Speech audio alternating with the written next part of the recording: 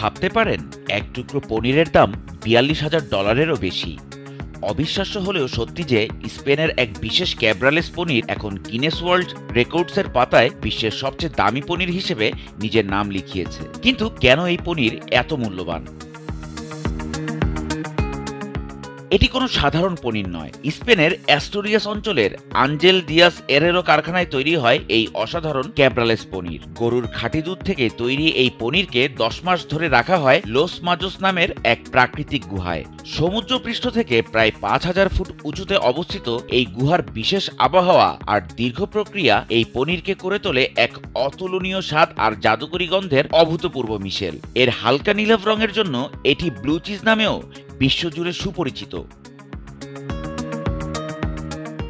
সম্প্রতি regulatory council DOP ক্যাব্রালেস এই পনির খণ্ডকে সেরা পনির হিসেবে ঘোষণা করেন। আর এরপর এক ঐতিহাসিক নিলামে অ্যাস্টুরিয়াসের এক স্বনামধন্য রেস্তোরাঁ $৪২,২৩২ কিনে নেয় এই 5 পাউন্ড ওজনের পনিরটি। অর্থাৎ পনিরটি কিনতে প্রতি পাউন্ডে আপনাকে গুনতে হবে প্রায় $৮,৪৪৬। বিশেষজ্ঞরা বলেন এর মূল্য শুধু স্বাদের জন্য নয়, এর পেছনে লুকিয়ে আছে শতাব্দীর ঐতিহ্য, প্রাকৃতিক রহস্য আর শিল্পীর অদম্য ধৈর্য নিয়ে পনির তৈরির দুর্লভ প্রক্রিয়া।